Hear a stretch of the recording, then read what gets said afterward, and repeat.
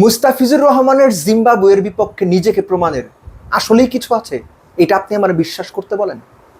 তাসকিন আহমেদ জিম্বাবুয়ের বিপক্ষে খেলে তার নিজের প্রমাণ করতে হবে? সিরিয়াসলি? লিটন জিম্বাবুয়ের বিপক্ষে প্রমাণ করবে তার এবিলিটি?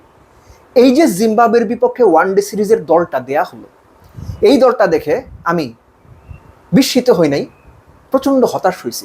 কেননা বর্তমান নির্বাচক কমিটির কাছে অন্তত কয়েকটা জায়গায় আমি নতুন ফ্রেশ লুক দেখতে চেয়েছিলাম। কেননা বিপক্ষ জিম্বাবুয়ে, 8-10 বছর আগে যেটা হতো, জিম্বাবুয়ের বিপক্ষেও পঞ্চপাণ্ডব, ওখান থেকে বের না হয়ে বাংলাদেশ ক্রিকেটের যে ক্ষতি হয়েছে সেটা কিন্তু আমরা এখনো ভোগ করছি। এবং সেই রাস্তায় বর্তমান নির্বাচক কমিটিও হাঁটলেন। এক্সপেক্ট করিনি, কিছুটা সাহসিকতা এক্সপেক্ট করেছিলাম। কোথায় কোথায় আমি স্পষ্ট করে বলি, ভুল হইলে যদি আমার সঙ্গে একমত না হন বা ভুল মনে করেন কমেন্ট বক্সে লিখবেন। মুস্তাফিজ, তাসকিন দুজনকেই বিশ্রাম দেওয়া প্রয়োজন ছিল, দুজনকেই ফ্রেশ রাখার জন্য।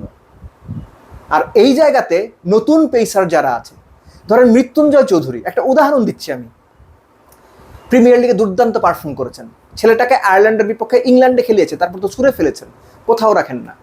প্রিমিয়ার লিগের পারফরমেন্স দিলে হতো তাদেরকে আনা যেত, সাইফুদ্দিনকে আনা যেত, ট্রাই করা যেত। প্রতিপক্ষ Zimbabwe, India, Australia, south Africa না, সাহস দেখাইতে পারলেন না, একদম ওপরে চলে যায় টপ অর্ডারে। সাইফের কি ফর্ম আছে? আচ্ছা ধরলাম সাইফকে আপনারা ক্যারি করবেন, সাইফকে বাদ দিলে বাংলাদেশের ডানহাতি ওপেনার সাদা বলের ক্রিকেটে কয়জন আছে নাম বলেন তো? বিজয় টিজয় তো আপনাদের হিসাবের বাইরে, বিজয় নাইমরা আমিও হিসাবের বাইরে রেখেই বলছি, নাম বলেন। এই যে এখন আপনি হাত রাখছেন, আসলে তাই তো। সো ভবিষ্যতের জন্য ডানহাতি ওপেনার তৈরি করতে হইলেও তো প্রিমিয়ার লিগের টপ স্কোরার শাহাদাত হোসেন দীপক আপনারা জিম্বাবুয়ের এগেইনস্টে বিবেচনা করতে পারতেন না? নজর কারা ব্যাট করা, মাহফিজুল ইসলাম রবিন বেশি ইয়াং হয়ে যায়, জাওয়াদ আবরার বেশি ইয়াং হয়ে যায়। মনে রাখেন এই ইয়াং প্লেয়াররাই বিশ্বমাতায়, সাকিব তামিমরা ইয়াং হয়েই বিশ্ব মাতিয়েছেন, সাহসটা করতে পারলেন না। কি হইতো তানজিদ তামিমকে বিশ্রাম দিয়ে সেখানে পারভেজ ইমনকে খেলাইলে? পারভেজ ইমনকে জীবনে কোনোদিন ওয়ানডে খেলাইবেন না আপনারা? প্রিমিয়ার লিগে যে ব্যাট করছে সে দেখছেন চোখ মেলে? আমার তো মনে হয় দেখেন নাই। এই যে দুটো জায়গার কথা বললাম, যে তানজিদ তামিম এবং সাইফের ফর্ম আমরা কি অবস্থা সবাই জানি, তারপরও বলছি তাকে বিশ্রাম দিও সেখানে দীপু আর একই সঙ্গে পারভেজ ইমনকে নিলে কি ক্ষতি হইতো, কি অসুবিধা ছিল? মোসাদ্দেক থাকতো, সোহান থাকতো, লিটনকে ড্রপ দিলে অসুবিধা কি ছিল? আপনারা যদি তাওহিদ হৃদয়কে ভবিষ্যতের জন্য বিবেচনা করেন, কিংবা শান্তকেও যদি ভবিষ্যৎ ক্যাপ্টেন্সির জন্য আবার যেহেতু ভাইস ক্যাপ্টেন আছেন বিবেচনা করেন, থাকতো শান্ত, অসুবিধা নাই তার ক্যাপ্টেন্সিতেই। এই যে আফিফকে আপনারা ছুঁড়ে ফেলেছিলেন, বাংলাদেশের 4 থেকে 7 পর্যন্ত 8 পর্যন্ত কোনো লেফটি নাই, 4 নম্বরের জন্য লিটনের জায়গায় আফিফকে যদি বিবেচনা করা হইতো, অসুবিধা কি হইতো? পারভেজ ইমনের সঙ্গে দীপু ওপেন করতো, 3 নম্বরে আসতো শান্ত, 4 নম্বরে আপনি চাইলে আফিফকে খেলাইতে পারলেন, 5-এ মোসাদ্দেক, করা যাইতো না? এরকম যাইতো। এখন বলতেই পারেন না 2027 বিশ্বকাপে সরাসরি টপ 8-এ র্যাঙ্কিংয়ে থেকে কোয়ালিফাই করার জন্য চান্স নেওয়া যাবে না? বড় দল কীভাবে হয়? তারা চান্স নেয় না? তারা জানে না যে টপ 8-এ থাইকে আর সরাসরি কোয়ালিফাই করতে হবে বিশ্বকাপে? তারপরও চান্স কেন নেয়? ভবিষ্যৎ চিন্তা করে। কাদের বিপক্ষে চান্স নেয়? অস্ট্রেলিয়া কি ইন্ডিয়া, ইংল্যান্ডের বিপক্ষে চান্স নেয়? না, বাংলাদেশের মতো দলের বিপক্ষে চান্স নেয়।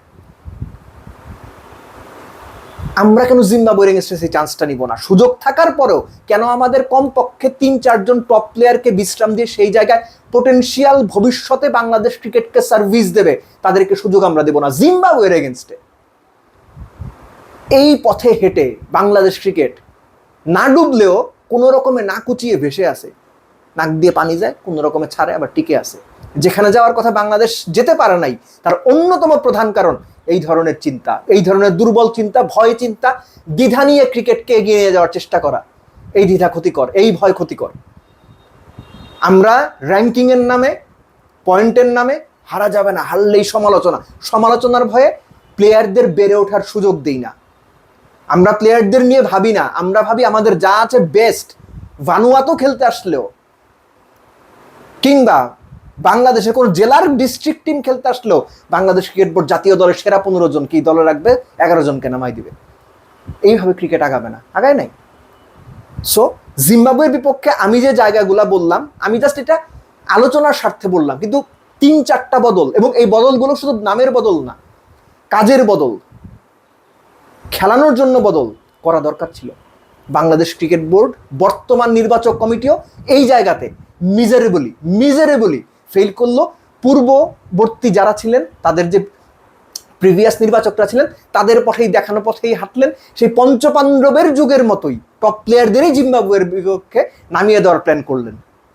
তাতে আর যাই হোক, আপনারা কি মনে করেন জানি না, কিন্তু আমি মনে করি বাংলাদেশ ক্রিকেটের জন্য এই সুযোগ কাজে লাগাতে না পারার যে ব্যর্থতা, সেটা আরও একবার সামনে চলে এলো।